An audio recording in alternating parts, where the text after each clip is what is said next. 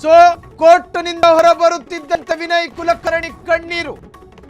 ಮಕ್ಕಳನ್ನ ನೋಡಿ ಕಣ್ಣೀರು ಹಾಕಿದ ವಿನಯ್ ಕುಲಕರ್ಣಿ ಅಪರಾಧಿ, ದೋಷಿ ಎಂದು ತೀರ್ಪು ಬಂದ ನಂತರ ಪೊಲೀಸರು ಸ್ವಾಭಾವಿಕವಾಗಿ ಕಸ್ಟಡಿಗೆ ತೆಗೆದುಕೊಳ್ತಾರೆ. ಕೋರ್ಟ್ ಆವರಣದಿಂದ ಹೊರಕ್ಕೆ ಬರುತ್ತಿರೋ ಕುಲಕರ್ಣಿ ಮಕ್ಕಳನ್ನ ನೋಡ್ತಾ ಇದ್ದ ಹಾಗೆ ಎಲ್ಲಿಂದ ಬಂತು ನೀರು ಗಳಗಳನೆ ಹತ್ತು ಬಿಟ್ಟು.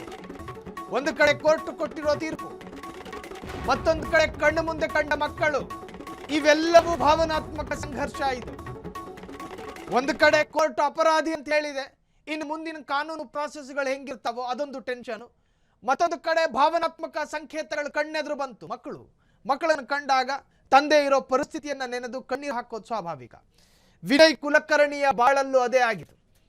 ವಿನಯ್ ಕುಲಕರ್ಣಿ ಮಕ್ಕಳನ್ನು ಕಂಡು ಕಣ್ಣೀರಿಟ್ರು. ಕೋರ್ಟ್ ಆವರಣಕ್ಕೆ ಬರ್ತಾ ಇದ್ದ ಹಾಗೆ ಮಕ್ಕಳು ಎದುರು ಬದುರಾದಂತಹ ವಿನಯ್ ಕುಲಕರ್ಣಿ ಮತ್ತು ಮಕ್ಕಳು ಕಣ್ಣೀರಿಟ್ಟಂತಹ ವಿನಯ್ ಕುಲಕರ್ಣಿ ತಕ್ಷಣಕ್ಕೆ ಪೊಲೀಸರು ಕಸ್ಟಡಿಗೆ ತೆಗೆದುಕೊಂಡ್ರು. ಕೋರ್ಟಿನಿಂದ ತೀರ್ಪು ಪ್ರಕಟಗೊಂಡ ನಂತರ ಅಪರಾಧಿಯನ್ನ ಹೆಚ್ಚು ಸಮಯಗಳ ಕಾಲ ಸಾಮಾಜಿಕವಾಗಿ ಇಡೋದಿಲ್ಲ, ಸಾರ್ವಜನಿಕ ಸ್ಥಳದಲ್ಲಿ ಹಂಗೆ ನಿಲ್ಲಿಸೋದಿಲ್ಲ. ತಕ್ಷಣವೇ ಪೊಲೀಸರು ಜೀಪಲ್ಲಿ ಹಾಕೊಂಡು ಕರ್ಕೊಂಡು ಹೋಗ್ತಾರೆ. ಸೊ ವಿನಯ್ ಕುಲಕರ್ಣಿ ಕೋರ್ಟ್ನಿಂದ ಹೊರಗೆ ಬರ್ತಾ ಇರಬೇಕಾದ್ರೆ ಕುಟುಂಬಸ್ಥರು ಬಂದಿದ್ರು, ಮಕ್ಕಳು ಬಂದು ನಿಂತ್ಕೊಂಡಿದ್ರು. ಮಕ್ಕಳನ್ನು ನೋಡ್ತಾ ಇದ್ದ ಹಾಗೆ ಕಣ್ಣೀರು ಹಾಕೊಂಡ್ರಂತೆ ವಿನಯ್ ಕುಲಕರ್ಣಿ. ಯೋಗೇಶ್ ಗೌಡ ಕೊಲೆ ಪ್ರಕರಣದ 15ನೇ ಆರೋಪಿ ವಿನಯ್ ಕುಲಕರ್ಣಿ. ಇವತ್ತು ತೀರ್ಪು ಪ್ರಕಟಗೊಳ್ತು. ಶಿಕ್ಷೆಯ ಪ್ರಮಾಣ ನಾಳೆಗೆ ಬಾಕಿ ಇಟ್ಟಿರುವಂತಹ ಕೋರ್ಟ್ ನಾಳೆ ಶಿಕ್ಷೆಯ ಪ್ರಮಾಣ ಪ್ರಕಟಗೊಳ್ಳುತ್ತೆ. ಕೋರ್ಟ್ನಿಂದ ಹೊರಗೆ ಬರ್ತಾ ಇದ್ರು, ಕಾನೂನು ಪ್ರಾಸೆಸ್ಗಳನ್ನೆಲ್ಲ ಮುಗಿಸ್ಕೊಂಡು ಕುಟುಂಬಸ್ಥರು ಸ್ವಾಭಾವಿಕವಾಗಿ ಬೇರೆ ಬೇರೆ ಪ್ರಕರಣಗಳು ತಮ್ಮ ಕುಟುಂಬಸ್ಥರು ಕಾಯ್ಕೊಂಡು ಇರ್ತಾರೆ. ಆ ಸಂದರ್ಭದಲ್ಲಿ ವಿನಯ್ ಕುಲಕರ್ಣಿಯ ಮಕ್ಕಳು ಕೂಡ ಕೋರ್ಟ್ ಆವರಣದ ನಿಂತ್ಕೊಂಡಿದ್ರು. ಮಕ್ಕಳನ್ನು ನೋಡಿ ಕಣ್ಣೀರಿಟ್ಟಿದ್ದಾರೆ. ಸೊ ವಿನಯ್ ಕುಲಕರ್ಣಿಯ ಮುಂದಿರ್ತಕ್ಕಂತಹ ಮಾರ್ಗಗಳೇನೇನು?